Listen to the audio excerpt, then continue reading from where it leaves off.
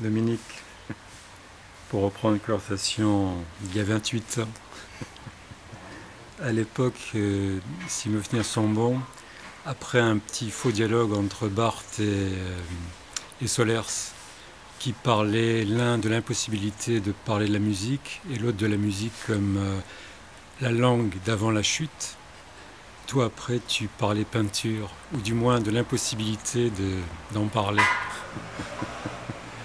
Et aujourd'hui, dans les toiles que j'ai vues, je vois que tu es toujours dans la même logique de chercher à, à offrir, je pourrais dire, des systèmes à l'œil, afin que l'œil s'y place et y vive, si je puis dire.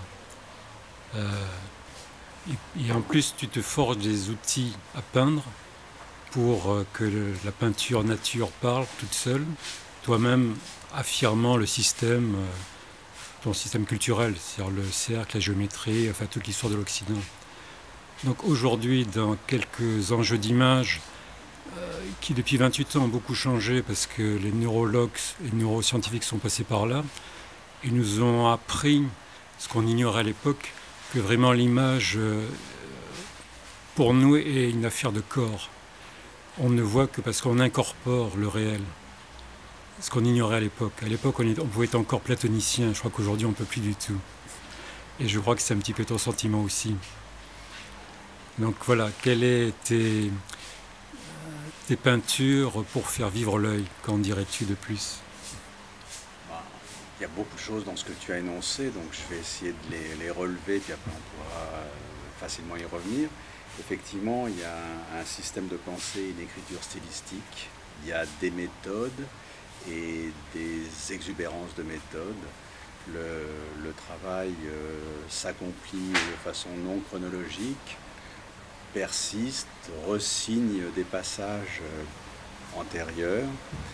Dans un ensemble comme celui que je suis en train de présenter là au musée de Céré, la figure de l'instrument, de l'instrumental et certainement de l'interprétation musicale est présente et pourrait rappeler diversement, mais pourrait rappeler en tout cas d'autres périodes. Le discours de la méthode à peindre, si j'ose parler comme ça, est effectivement une grande question, une question stylistique, une question qui n'est pas liée à la pertinence d'un sujet dans l'histoire, mais plutôt à la pertinence vérifiée d'un groupe et d'une communauté. Donc je m'autorise de revenir sur des grandes figures de style que j'appelle aussi des figures d'époque. Et l'examen conceptuel d'une architecture, d'un plan compositionnel est retenu pour être au rendez-vous même de l'instant et de cette réalité corporelle qui est l'effectuation d'un travail de peintre. Donc le travail présenté s'inscrit dans un grand projet stylistique où la figure est une figure historique, répertoriée dans une grande géographie européenne, méditerranéenne, on pourrait dire aussi. Et l'instant où moi j'apparais à un moment donné du temps me libère d'une certaine manière de toute une activité qui serait ma responsabilité en tant qu'être vivant devant un acte et une fabrication. Et au-delà, on pourrait dire, de l'histoire de la peinture, est-ce que tu sens aujourd'hui, par rapport au déluge d'images, par rapport à la fois la technologie, mais aussi le discours idéologique ambiant, tes peintures comme moment de résistance, ou bien c'est juste un processus? C'est pas forcément un moment de résistance. En tout cas, il y a un combat qui est engagé, c'est évident. Il y a une récitation du temps. J'évoquais ce matin un autre ensemble qui s'appellera vraisemblablement les récitatifs. Je m'autorise cette espèce de voyage à travers ce qu'on pourrait appeler l'histoire de la peinture, mais plus largement l'histoire d'une écriture générale du monde, de l'humain devant sa propre expérience. Et j'engage quelque chose que j'espère plus déterminant, en tout cas pour l'époque, que l'examen simple et relativement banal de la qualité d'une image. Autre chose me semble être en jeu, et j'espère que la vision synthétique que je me suis toujours autorisé à avoir en bon héritier de la modernité me convainc de l'exercice ou des exercices que j'essaye de mettre en place afin de vérifier, de récupérer de façon très générale quelque chose qui serait une forme, une écriture liée sans doute à la pensée la plus développée de l'humain, au-delà en tout cas de ce qu'on pourrait appeler la qualité et la vérification des images. L'image est un moyen mais pas une fin d'une certaine manière. Je dois passer par l'expérience du regard, je dois d'abord passer par l'expérience d'un plan conceptuel. Toutes les choses que j'ai réalisées jusqu'à présent ont été prévues, c'est-à-dire que quelque chose de l'ordre de la pensée inscrit déjà le visible avant que l'acte ne le vérifie. Donc je dois passer par quelque chose qui serait un plan. Après, je dois mettre en place quelque chose qui serait, à mes yeux, d'une certaine justesse pratique, c'est-à-dire technique. L'opération ne pourra se matérialiser que si un dispositif de fabrication est retenu comme plausible par rapport à la pensée.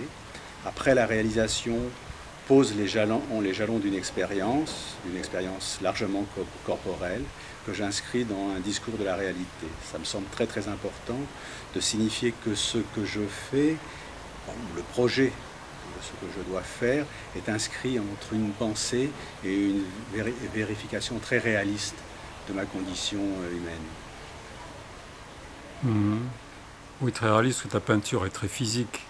Oui, c'est-à-dire que je suis un matérialiste dans la peinture et je pense avoir une disposition très abstraite dans ce qu'on pourrait appeler le plan ou le dessin. Donc c'est la conjoncture des deux qui vérifie, je l'espère, le projet que je mets en place. Le projet que je mets en place suppose effectivement une pluralité. Un certain dispositif pourrait se vérifier de façon locale dans un ensemble de tableaux, dans une période plus particulière de ce que j'ai jusqu'à présent réalisé, mais je ne m'en satisferai pas. Il faut que plusieurs lignes puissent se développer simultanément avec des reprises et des vérifications, mais en aucun cas un dispositif stylistique unique et singulier me satisferait. C'est une avancée plurielle avec un projet que je ne sais peut-être pas réaliser pour l'instant, qui serait un grand hommage au carré, comme j'indiquais un peu plus tôt, à savoir 4 lignes fondamentales qui définiraient 4 écritures stylistiques très repérables et qui supposeraient tous les développements possibles. Donc le projet est effectivement un projet où la chronologie des ensembles n'a rien à proposer comme vérification, mais où la simultanéité des événements et le croisement des pensées doit effectivement inscrire mon engagement. Mmh. Parce qu'à voir cette toile d'aujourd'hui, j'ai l'impression d'être aussi devant comme des partitions de Bach. Ah, très bien.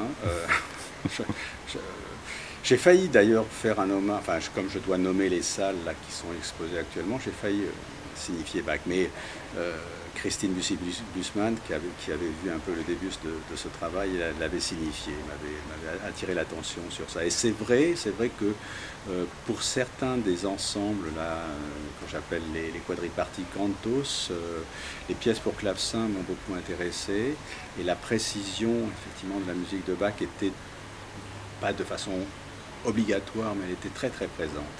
Donc ce que tu viens de dire est absolument juste et tout à fait sous-jacent, on va dire. Ce n'est pas une modélisation, mais c'est une référence et un croisement apparemment d'évidence, puisque tu le ressens, d'autres personnes l'ont ressenti, et je l'avais aussi en tête. Mm.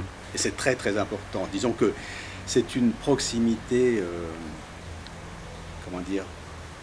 convaincante. C'est-à-dire que je ne voudrais pas assujettir mon travail à une dimension référentielle orthonormée, mais le fait d'avoir comme ça des complicités et des vérifications dans différents domaines et dans différentes histoires m'accompagne avec un grand plaisir, un grand bonheur. Enfin, c'est une joie de savoir que ça pourrait être perçu dans des rapports de ce type. D'accord, donc est-ce que tu définirais comme un peintre classique? C'est très difficile à dire. En tout cas, la grande idée du classicisme m'intéresse beaucoup, mais dans une acceptation générale. Dans une terminologie d'histoire de l'art, c'est très difficile. Je pense qu'effectivement, je suis à la frontière entre ce qu'on pourrait appeler le grand art classique et le grand art baroque. Donc c'est une position qui a été vérifiée déjà historiquement. Je m'y satisfais par reconnaissance. Je n'ai pas projeté cette position, je n'ai plus que la constater. Comme beaucoup de choses que j'établis, il y a des projets de pensée et après il y a des croisements. Et les croisements finissent par vérifier les projets et les pensées. Et donc là aussi c'est une espèce de vérification en retard, par un certain retard, mais une vérification d'autant plus encourageante. Mmh. Mais sur la terminologie classique, enfin en tout cas, mon œuvre répond à des héritages, ça c'est sûr. Donc je n'ai aucune objection à accepter une référence de ce type. Mais c'est à nuancer. Il faudrait vraiment établir si le mot appartient à un vocabulaire spécifique, à savoir celui de l'histoire de l'art, ou à un vocabulaire plus philosophique. Et dans ces cas-là, il y aurait des petites nuances. Mais en tout cas, il n'y a pas de problème majeur. L'art du XVIIe est un véritable... L'art et la pensée du XVIIe est un véritable domaine de référence pour ce que je m'engage à faire. En fait, tu n'es pas un peintre postmoderne. Non, je pense pas. Je pense pas. Je suis certainement un peintre d'après la grande époque moderne. Dès mes premiers essais en peinture, j'étais dans une allégeance à la modernité, mais je ne pouvais constater qu'une distance aussi. Une amplitude a été perdue dans la modernité.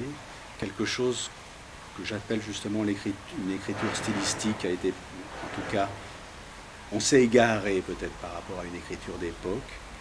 Et je suis très respectueux, mais je ne me suis jamais senti déterminé par la modernité. D'autres choses m'ont considérablement plus marqué. Bien qu'aujourd'hui, je ne peux pas m'empêcher de penser à ce tableau de Stella des années 50, le carré noir et enfin les lignes noires sur blanc. Oui, bon, je suis... Et je sais que Stella était un grand référent pour toi. L'a été, sans doute le reste, oui, le reste. Mais je pense que Stella a été suffisamment pertinent quand il s'est mis à parler du Caravage ou de choses comme ça. Ou de Rubens et du Caravage. Et là, je pense que son projet prenait vraiment une racine autre que celle du discours des années 50. Il a, dans les années 70, émis le désir de produire d'autres accents, en tout cas sur son œuvre, et c'est peut-être à ce moment-là qui m'a le plus touché. La période, on va dire, minimale, ces premiers tableaux m'apparaissent dans une lignée obligatoire des années 50 et pour le coup une reproduction un peu de la grande période de l'art russe du début du XXe siècle. Après, quelque chose dans son désir, par exemple, si on doit rester un moment sur Stella, m'a convaincu davantage, quelque chose qui voulait renouer avec une très grande tradition de la peinture de l'Occident, que ce soit Rubens, Caravage, tout ça.